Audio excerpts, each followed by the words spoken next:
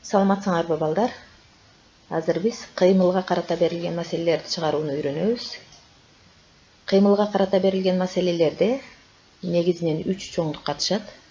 Алар аралык, ылдамдык, убакыт. Бул жерде биз аралыкты S тамгасы менен, ылдамдыкты V тамгасы менен, убакытты T тамгасы менен белгилейбиз. Латын тамгалары менен.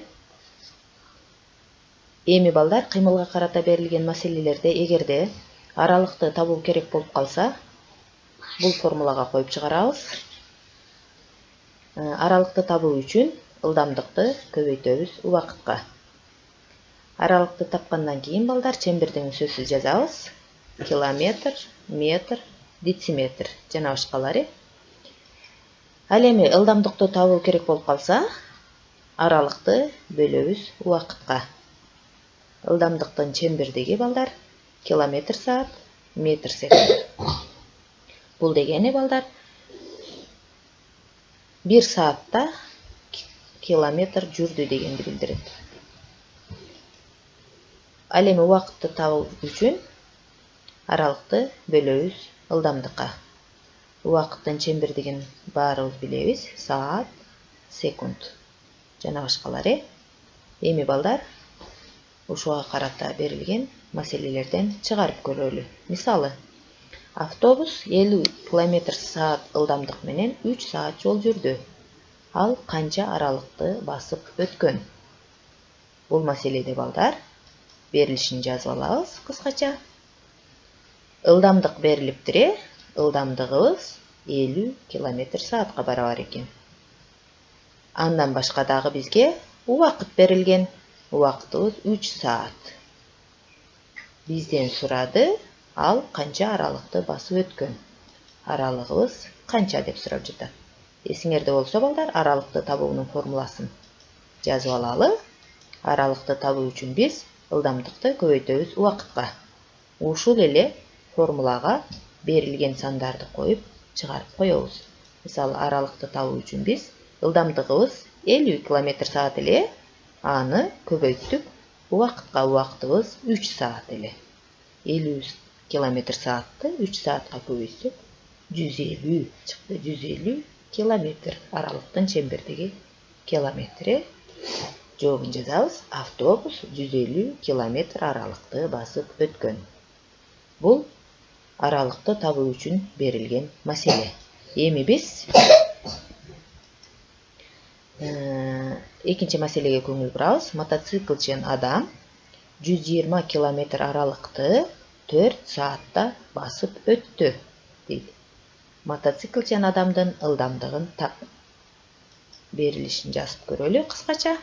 Бизге мотоциклчен адамдын басып өткөн аралыгы берилиптир. Аралыгыбыз S барабар экен 120 километрге. Ал 4 саат басып өткөн болсо, убакыт дагы берилиптир. 4 саат жол жүрүптүр. Биз табышыбыз керек экен мотоциклчен адамдын ылдамдыгын.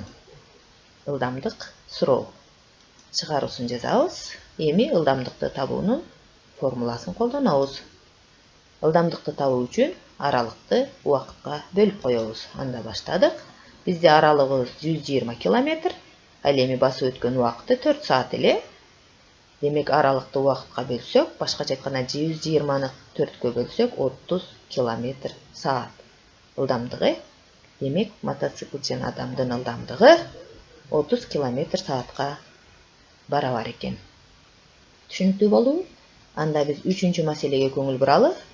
Жөө жүргүнчү 60 км аралыкты 5 км/саат ылдамдык менен басып өттү. Канча убакыт жол жүргөн?